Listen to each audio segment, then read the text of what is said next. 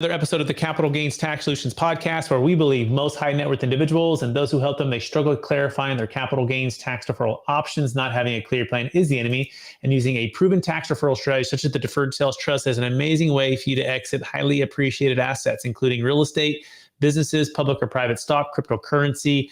Defer that capital gains taxes, eliminate that estate tax so you can create and preserve more wealth, or help your clients, friends, and family do the same. Hey, we're also streaming on expert CRE secrets as well for all the commercial real estate experts and or investors out there. We're excited about our next guest. He's at a great state of New York, and he is going to talk to us about all things about helping investors systematically compound wealth with less exposure to large losses in a complex and dynamic world. In fact, he leads portfolio management and research for the firm Marra Asset and Management, and he's been an invited speaker on quantitative asset management in numerous family offices, hedge funds, conferences, and organizations, including ALTSLA, NAPFA, and the Financial Planning Association, and so much more. Please welcome to the show with me, David Marra. David, how are we doing today, sir? Good, Brett. How you doing? I'm doing well. Thank you so much. And for our listeners getting to know you for the first time, would you give us a little bit more about your story and your current focus? Yeah, sure. So I'm a co-founder and head of research and portfolio management for Marra Asset Management.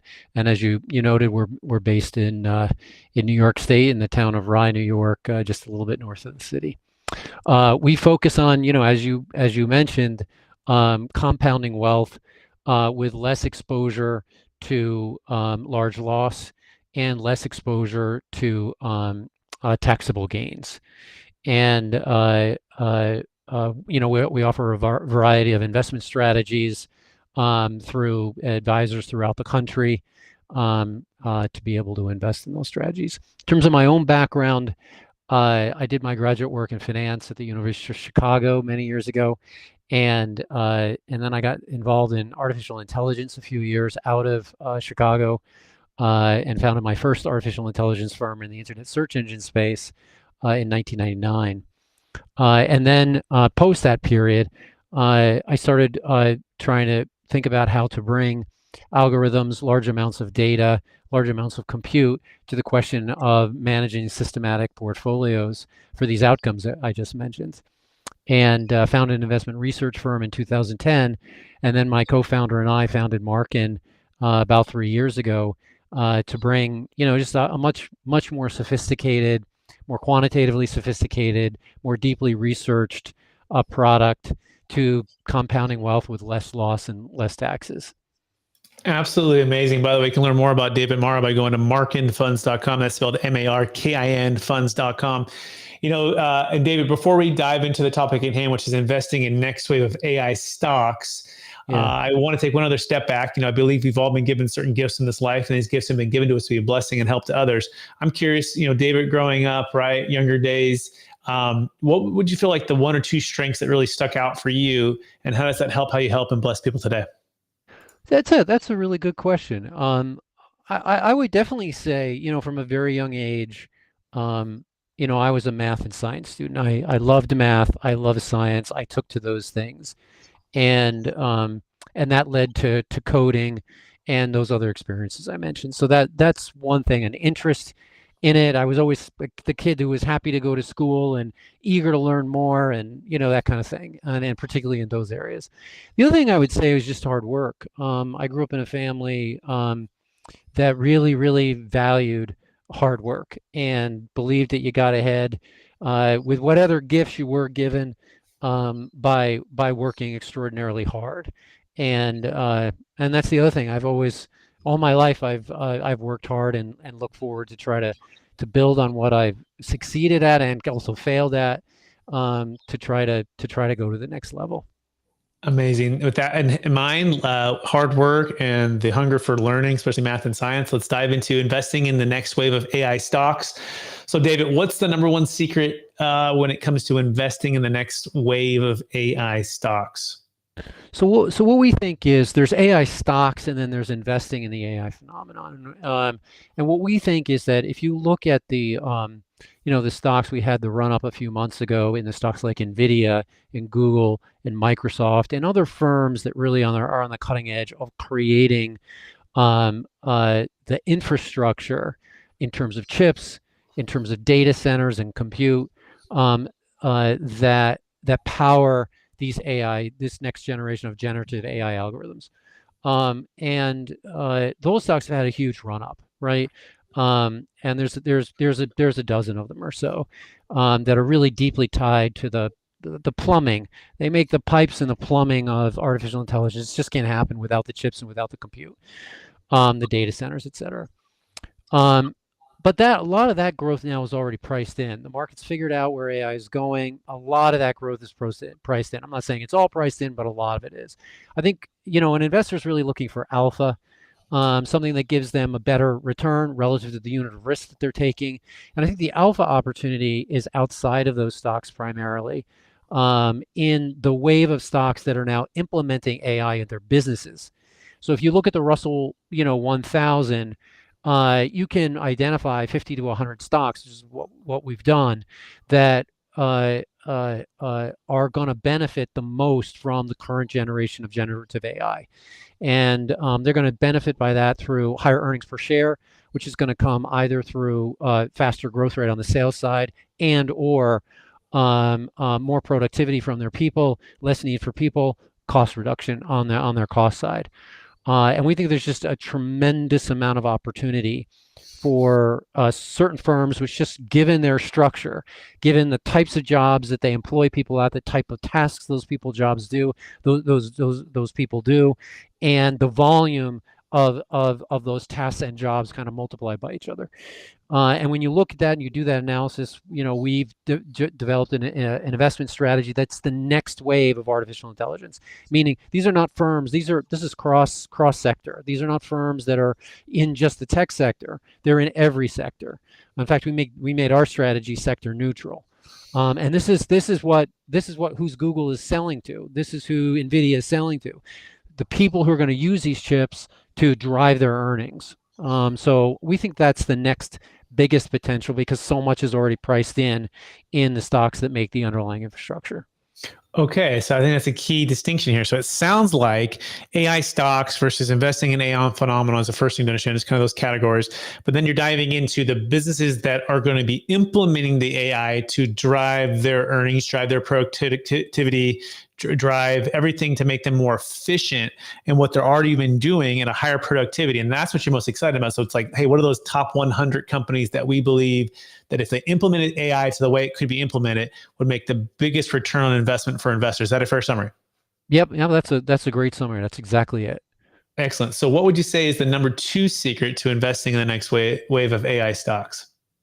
So I think on the AI component, I think we need to be flexible, tuned in, if you will, adaptable to how the narrative is going to change.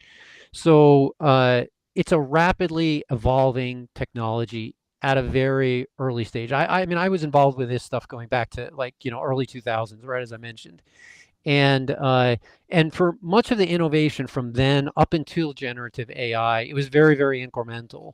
It was very difficult to implement those AI systems in businesses at large scale. And now we're in a different paradigm where with generative AI, you've got something that's largely out of the box. You give it some data sets that are unique to you, and you have a unique solution for you to be able to do many, many different tasks or aspects of different tasks. That story, that general story, I don't think is going to change. But what I think investors have to be really paying attention to is where is the value migrating to faster and quicker. And because we saw with Nvidia, once the market figures out that there's a there, that there's a real earning story there, the pricing is immediate. You're not going to be able to get in. You've got to get in well before the market figures out that this is where the technology is going and this is what it's capable of doing for certain firms. So I think that's why I'm getting to a sort of from my perspective, we have to be very much on our toes and adaptable as the narrative changes, as the technology changes, to recognize where the value is flowing to and try to get into those companies earlier rather than later. So it's a bit of a general answer, but I think that we can't just sort of sit still and expect we know how it's going to unfold today. We don't. That's what we spend our time at Mark, and is trying to in the weeds of this every single day to kind of figure out where it's going next. Yeah, that's a fair summary. By the way, you can learn more about David Marra by going to markinfunds.com. It's MARKIN funds.com. So, David, what would you say is investing in today's day and age? Just talking about that concept of flexibility, the rapid change of the AI environment, the rapid change of just change. It feels like this change has accelerated. So, how are you practicing and helping your clients and the investors that you serve practice the certainty of conviction for long-term patience when it comes to investing? So that's a great question, because that's very important for the individual investor. I think the first component of that is your risk tolerance, and risk tolerance over a period. There's two aspects to risk tolerance. What is your risk tolerance over a period of time, and to the degree of which you can suffer loss? Right. This is very important to get your risk preference right, because you don't want to be switching up your mutual funds, your investment strategies, your professionally managed investment strategies, or your own individual strategies in the middle of something that was sort of predictable in terms of it's part of the tail of the curve, and given the riskiness that you're taking, you're in that left-hand tail, that loss tail. You don't want to be switching up your strategy then, because you're probably selling at the wrong time or buying at the wrong time, right? You need to understand your risk preference well, so that you can sit through things that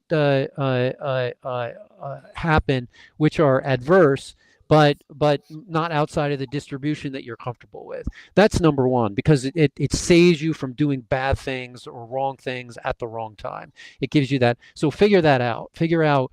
And people have different time frames for different buckets of money. For example, if you're saving for a house, you need to be largely in cash or cash-like instruments if you're going to buy that house over the next 2, 3, 4, 5 years, right? Because markets can be in very different places over short time periods, and you're going to need that cash to buy that house. If you're really investing over the long term for retirement, then your tolerance for loss over a period of, say, 30 years should be much larger. But get that risk preference right. That would be my first piece of advice. Okay, very similar. Yeah, risk preference has got to be dialed in, and you got to have clarity on where you're going and what season of life you're in, and or what the changes of what could be happening that could affect that area of investing. So, where do you see the future of AI, David? I mean, we've seen so much change just in the past 6 to 12 months now. What is your anticipation for companies, for businesses, for new companies that are launching? What's just your general sense of where we're going to be in the next 6 to 12 months, or the next 3 to 5 years? Yeah, I think that the technology story is very strong, and that technology is really driving the economy, right? And that's increasingly so. It has been true. It's increasingly true. And there's goods and bads to that, right? The bad of that is just investing in the tech sector will just give you a huge amount of concentration, particularly if you do it as a market cap weighted, like ETF type of investing. You're just going to have huge concentration in 6 stocks, 7 stocks, right? That's not enough diversification for a lot of reasons, right? If you want more diversification, I think most people probably should want that. You're going to have to diversify. That's why, the theme that we talked about earlier, investing in the companies across industries that are going to benefit from AI, is another much more diversified play on artificial intelligence, and the technology change that's coming about from that. Yeah, I mean, maybe I'll stop there and take Yeah, that's take good. I another mean, question. maybe give an example, like maybe bring this to life, right? Like maybe it's like for example, it could be Tesla and automation of the big trucks we've been hearing about, right? That's going to be driving themselves across the country for all the transfer of all the stuff from Amazon. That's going to be delivering, packages with the drones and AI. I mean, can you give us like a practical example of what you mean by this, and maybe one that you think that most people wouldn't even think about, right? I mean, we know automation of cars, but what kind of comes to mind when it comes to this? Absolutely. So one that probably a lot of people don't think about is farming. Uh, Farming is agribusiness, agriculture, huge business globally, very investable. And farming is about predicting weather, predicting how different crops are going to perform better given soil conditions, which can be determined from satellites and other on-the-ground methods.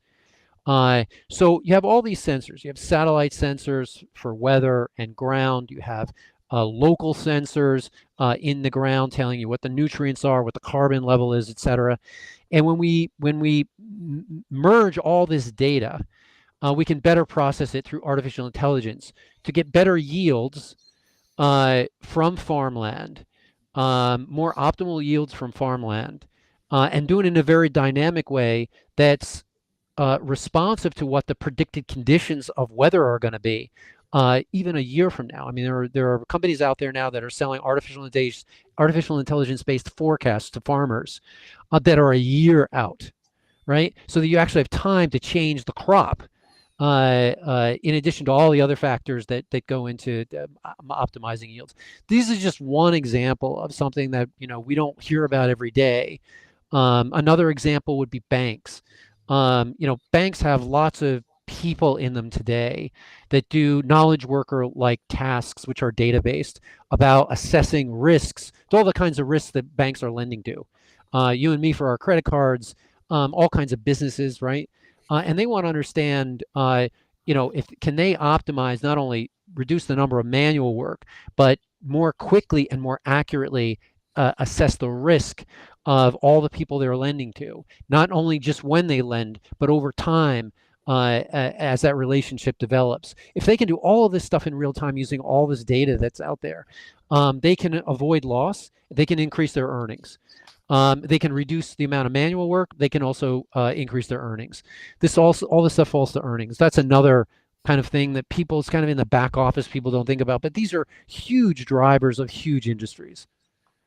Very well said. And so it sounds like the more automation of data analysis that can practically make a difference to the bottom line earnings, the more you can increase the earnings or increase the profits, right? So farming was key because there's a lot of moving parts and a lot of things that are not, you're trying to predict like the weather and the soil conditions and the satellite and the local. And then you have like banks as well, being able to assess the data and make real-time decisions that are timely, that increases the bottom line. Is that a fair summary? Yep, that's exactly it. Excellent. So are you ready to now shift a little bit into capital gains tax and ways to maybe try to solve some of these things? Let's start with this, David. If you are you ready for that? Yeah, absolutely. All right. So what would you say is the biggest frustration when it comes to, capital gains tax exit planning, for whether it be public or private stocks, crypto, real estate? Maybe it's the 1031 exchange that it forces people to go into the like kind of investment real estate, and too much debt, not enough liquidity, not enough diversification. What's been some of the biggest challenges you've seen with exit planning? And perhaps let's talk about a couple solutions that might be someone might consider. Yeah, sure. So I'll talk about because their tax is extraordinarily complex. There are a lot of different dimensions to it. You mentioned your list was actually a very good list of the different parts of it that people think about for optimizing. We're focused on one narrow part, right? We manage liquid equity, bond, commodity investments, and we're focused on how can we make the taxable gains to those liquid investments minimize them, right? So just on that question, because that's the only thing I really know about, because that's what we focus on. The problem is that you can invest in a great investment fund, but in a good year, and I'm thinking, just your plain Jane mutual funds, right, that you may be invested in your taxable accounts I'm talking about, and we've been through a few years. I can think of the year before last was a very good year. And a lot of funds during that year, for the tax brackets that we deal with in our business, basically your bill on your gains was 100 basis points. That's 1%, right around 1% it was. Uh, and and that's a lot, right? If you compound that through all the up years that you're going to have of your life, and you compound that 1%, it turns out it's a huge amount of money. So what we want to do is, particularly on your average gains per year, about 6% per year, right? So it's 1/6 of your gains. That's a kind of a penalty. So what we do is we take an algorithmic approach, as we do with everything, right? Which is to try to minimize the exposure to taxes, right? But you need to do so with two minds, right? One is I want to minimize my taxes, but the other is I also want to maximize my return. And these are always in conflict with each other, right? They always are. It's a trade-off. So this is where algorithms become useful, because you want to minimize the trade-off, not changing your investment strategy so much that you reduce your return potential. But you might want to reduce it just a little bit algorithmically so that you can reduce the taxes a lot, right? This is the tension between these two factors. So that's what we take. We take an algorithmic approach. We have just so that the investment strategy on average has a very low exposure to taxable gains. And then there are a bunch of things, trading strategies that we use underneath the hood to be able to operationalize that. But it starts with algorithmically determining the sweet spot between pursuing aggressive gains and reducing taxes. Okay, that was awesome. Rewind that and go back. But the key is hire the who, don't be the how, and find someone like David who is detailed. And it sounds like it's a micro approach, right? A micro approach with just the 1%, but added up over time with an algorithm and a system and a process and a strategy that's going to get you these smaller wins. Is that a fair summary of what you're saying, David? Yeah. I'm not sure what you meant by micro approach, but just to put numbers to it, right? If you can get that 1% per year of taxable gains down to 15 basis points, right? 1/7 of that. Um, uh, you're compounding your wealth now with almost no, not no, because it's 15 basis points, but with very little consideration of taxes with it. And that's the kind of thing that essentially we try to do for our strategies and for our clients. Excellent. So it sounds like it's not necessarily small in the sense that it is very detailed, but a better way to say it would be it's like 15 basis points on average is what you're versus 100, say.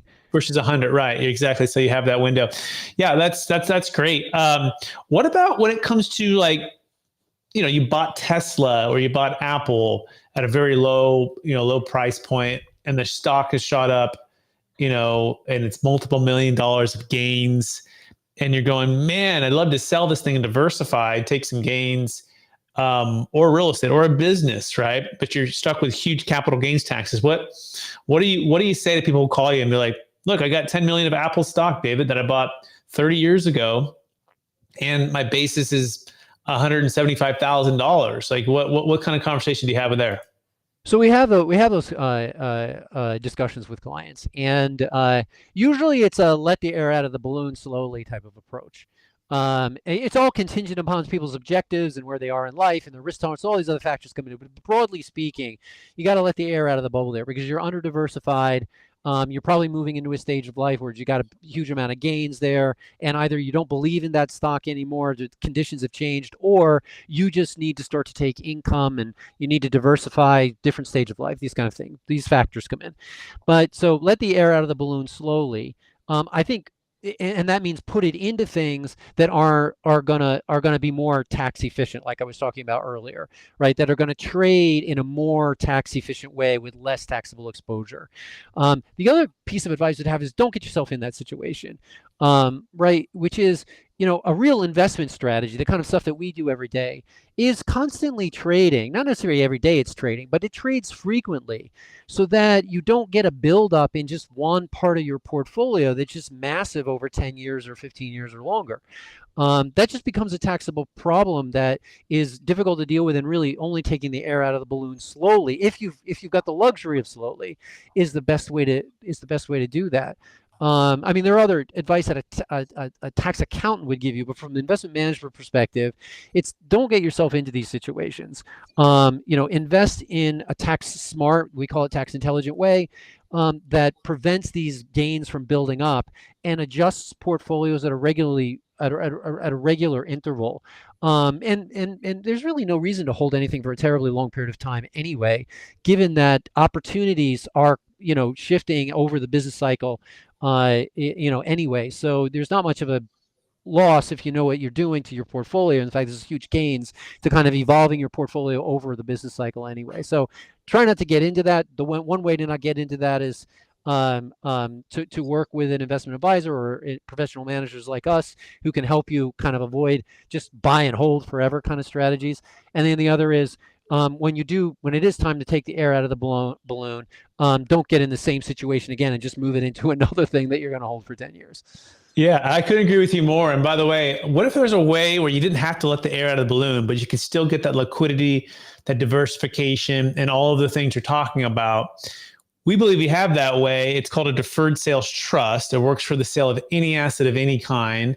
And you can sell that public or private stock, defer that capital gains taxes. On the public side of things, we actually can eliminate that estate tax as well, which is a big, big thing where I feel like a lot of people, we tend to maybe forget a little bit if you're not really focused on it, where the estate tax is above and beyond anything. Basically 10 million married as of 2026 is going to be subject to that 40% death tax. And so you can sell using what's called a DST plus or DST 2.0, that public stock. You can eliminate that estate tax, defer that capital gains tax. But the best part we think about it is you can start to invest into these types of strategies where you're diversified. And it's within professional investment advisors. If you want to learn more about that, you can go to capitalgainstaxsolutions.com, everybody, capitalgainstaxsolutions.com. And also we got our book, Building a Capital Gains Tax Exit Plan, where we talk about this. In fact, David, we had Kevin Harrington from Shark Tank on my podcast, and he's in the book now, I think partly because of the question I asked him. And he asked me, he said, Brett, you're telling me he bought into a stock, a Celsius. He sat on the board for like 26 cents a share, this energy drink, and it went to $23 or $24 a share. And he goes, you're telling me that there's a way you can defer capital gains tax on the sale of public stock? And the answer is yes. You can check out the book, Building a Capital Gains Tax Exit Plan, or go to capitalgainstaxsolutions.com. But David, what are your thoughts on that? Have you ever heard of anything like that on public stock, number one? And number two, also talk about the estate tax and this big $84 trillion that's passing from basically the baby boomers over the next 20 years to the millennials, the largest wealth transfer in the history of the planet, and doing the planning for the estate tax and how important that is. So it is so important, and that's why I think it sounds like your podcast listeners are very sophisticated about this. The tax code is immensely complex, and it's complex because rich people want it complex, right? Because there need to be lots of loopholes, right?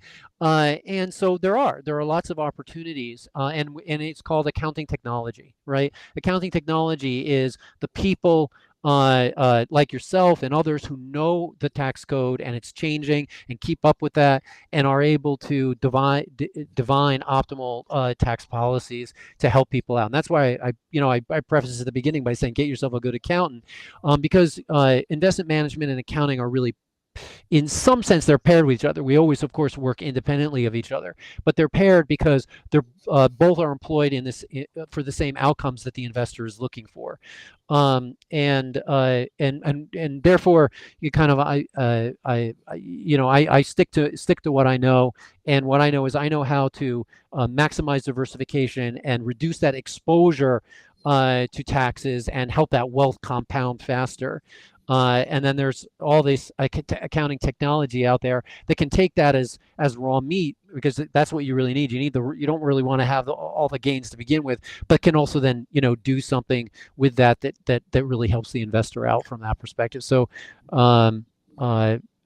Yeah, could agree with you more. Could agree with you more. And by the way, that's what we call it, building a capital gains tax exit plan. And part of that is building a capital gains tax exit team. And that team involves the investment professional, financial advisor, money manager, the top CPA, the tax strategist, the real estate professional, or places to diversify there, invest with.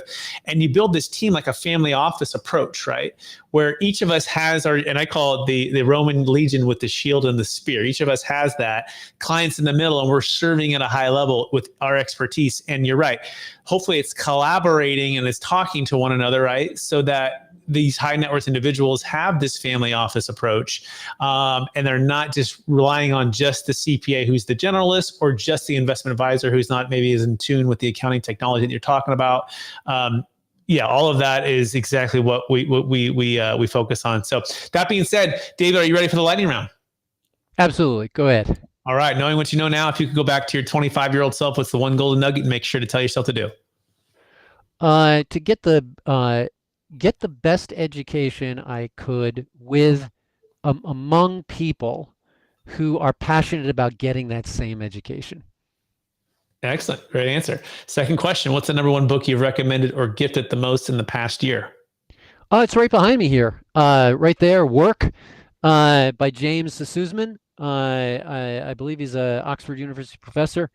It's the history of work starting about 200,000 years ago. So comparing our early ancestors, Homo sapien ancestors, the very earliest Homo sapien ancestors we have, to what they did every day for work and how much time they spent on work versus what we do today. And quick takeaway from this book is it's a fantastic journey through history from that time period up to the present. And one of the takeaways is the 200,000-year-old man probably did much less work than we do today. Good for them. They found out the passive lifestyle earlier. Question number 3, what are you most curious about right now? What I'm curious about is artificial intelligence and where it's going from an economic perspective. In fact, I just put out a research note to our clients on what is the potential growth, the growth potential of the economy broadly writ, moving forward, given AI, right? So how is the global economy? Just think GDP. How is GDP growth going to change? If you go back to the 1500s through 1847, roughly where the Industrial Revolution starts, there's extraordinarily low growth per year. Extraordinarily low. Like I think it's less than 1%. And then you go to 1847 to the present, and growth rate just explodes, right? It just goes from a flat line to explosion. The question we're now sitting at with generative artificial intelligence and these technologies are going to come along, because these technologies are going to come along at Moore's law, meaning their cost is going to halve every 2 years, right? Or their capabilities at the same level of cost is going to double every 2 years. Either way you want to look at it, Moore's law. What's that going to do to the economy? Economists are starting to look at it, and I'm fascinated to follow what they're writing and see where the growth rates are. But I can tell you, again, quick takeaway, explosive growth rates may be in our future. Really fascinating to consider that. Second to last question, what's the number one leadership quote or theme that you strive to live by? Well, the one that comes to mind comes from one of the professors from the University of Chicago, Gene Fama, Nobel laureate, of course, a titan in the industry of investment management. And when we would ask Gene, what is the best investment strategy? He would always say, well, that depends on your preferences. And I think that's very important to keep in mind in investing. And I'll go back to kind of where I started was, as an investor, really, really look hard about what your preferences are. Because return is a function of risk, right? We get return for taking risk. So you need to decide what risks you're comfortable with taking and what you're not. When you're comfortable with loss, and when you're not. Are you comfortable with loss when you're out of a job, for example, in your assets, in your investment assets, right? You'd ideally not want to have losses in your investment when you're out of a job, but your degree of comfort and more fulsomely understanding your preferences. Once you understand your preferences, then people like myself, professionals like myself, and other RIAs, et cetera, can help you to devise the optimal investment strategy for you. Excellent. Actually, I'm going to do one more bonus question because we're on AI and I got to ask it. So what's the number one way you're using ChatGPT in your business? So that's a good question. I mean, in our business, in terms of how we invest, we're on a heavily machine learning and artificial intelligence structure, infrastructure, a compute structure, data structure that we built. It's proprietary to us. We use all these tools that are out there available. But we've built an investment management process on top of huge amounts of compute data and AI and machine learning algorithms. So we use that every day. I mean, that's how we make investment decisions. We're a quantitative investor, and we use all of that stuff, we'll loosely call it AI, to make investment decisions about what to buy and sell every single day. It's central to what we do.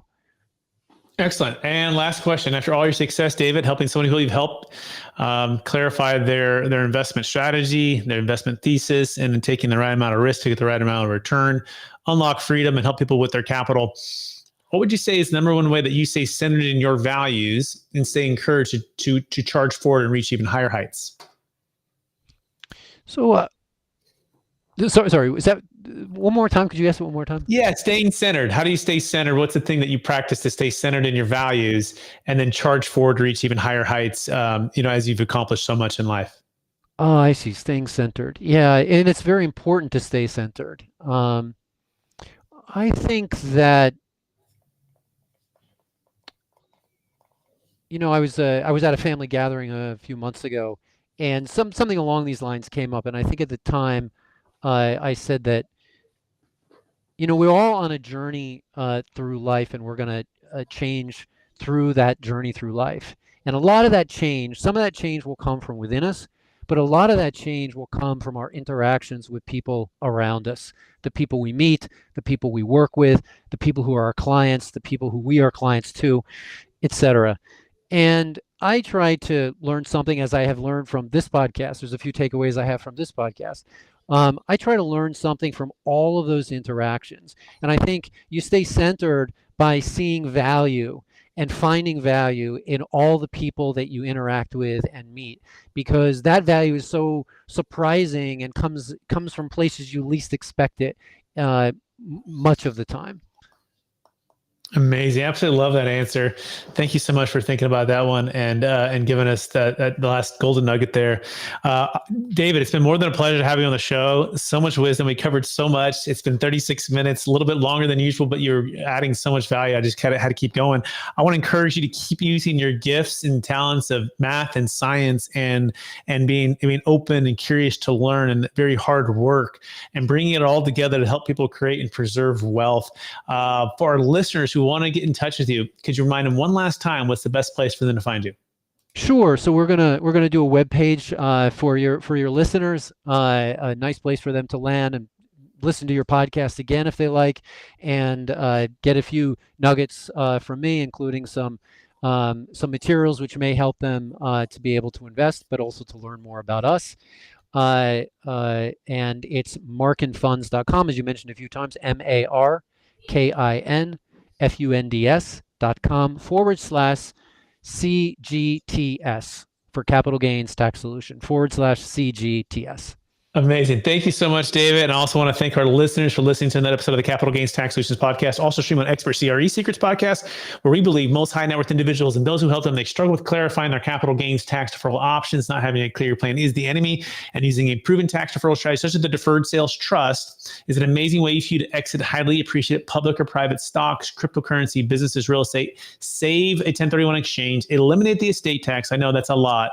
So you can create and preserve more wealth or help your clients, friends, and family do the same. Hey, check out the book. We have Building a Capital Gains Tax Exit Plan. Kevin Harrington from Shark Tank's in the book. A hit #1 bestseller. It's on Amazon right now. And we call it the proven playbook for unlocking your ideal wealth plan for when selling assets of any kind for yourself or for your clients. Start planning today and then start building a dream team like a David to serve as the investment advisor for your funds and for your capital. So appreciate everyone out there. Please rate, review, subscribe, and share this with someone that can make